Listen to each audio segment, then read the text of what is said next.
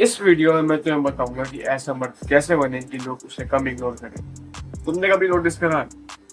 कुछ लोग रूम में एंटर होते हैं और वो सब लोगों का टेंशन ले लेते हैं।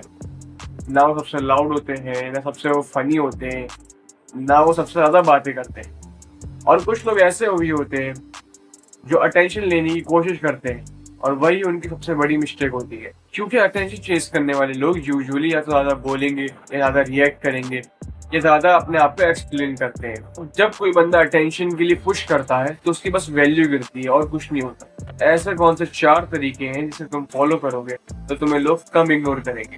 पहला, काम टेस्ट। अगर तुम प्रेशर में पैनिक कर जाते हो तो लोग तुम्हारी तरफ नेचुरली अट्रैक्ट नहीं होते। सब कुछ सही चल रहा होता है तो कोई भी कॉन्फिडेंटली बात कर लेगा, लेकिन रियल टाइम जब शुरू होता है, जब तुम्हें कोई इग्नोर कर दे या तुम्हें कोई डिसरिस्पेक्ट कर दे या तुम्हें कोई जोक मार दे या तुम्हारी बात से डिसएग्री कर दे, तो जब तुम्हारा रियल टेस्ट देखा जाता है, या मोस्टली 2 रिएक्शंस आते हैं, एक तो पैनिक और दूसरा ऑब्जर्व। अब ये तुम्हारा काम है या तो पैनिक करके ये सोचना है कि उसने ऐसा क्यों करा, तो मैं उससे जाके ये बात करता हूँ, या दूसरा ऑब्जर्व करना, सोचना यार छोड़, जो होगा देखा जाएगा। कॉन्फिडेंट बंदा ज्यादा नहीं बोलता है, ना ज्यादा रिएक्ट करता।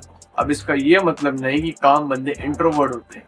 अब यहाँ से आता है हमारा दूसरा स्टेप, जो कि है स्पीक विद इंटेंशन। बहुत से लोग इसलिए बोलते रहते हैं क्योंकि वो सोचते हैं अगर वो कम बोलेंगे तो वो इग्नोर होते हैं। और कुछ लोग ऐसे होते हैं जिन्हें अपना पॉइंट ऑफ व्यू रखना होता है। दोनों में डिफरेंस है।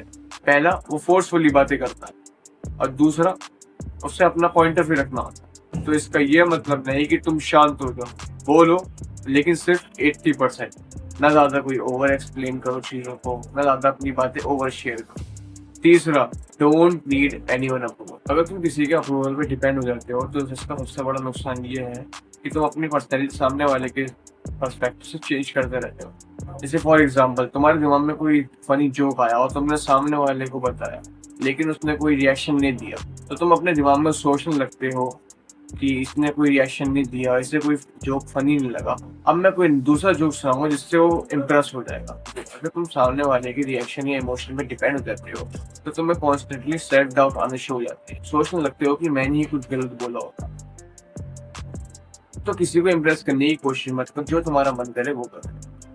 चौथा, डायरेक्शन। जिस बंदे के पास अपनी खुद की डायरेक्शन होती है उसे किसी से घंटा फर्क नहीं पड़ता। वो बस अपने गोल्स पे काम करते रहता है और उसके दिमाग में बस अपने गोल्स ही होते हैं। जब जब तुम अपने आप पे काम करते हो, लोग तुम्हें नोटिस करते हैं। टेकिंग ए टाइम, टेकिंग चीजें एकदम से नहीं होती, धीरे धीरे होती है। तुम धीरे धीरे इम्प्रूव करते हैं, ना कि एकदम से। तो आज के लिए बस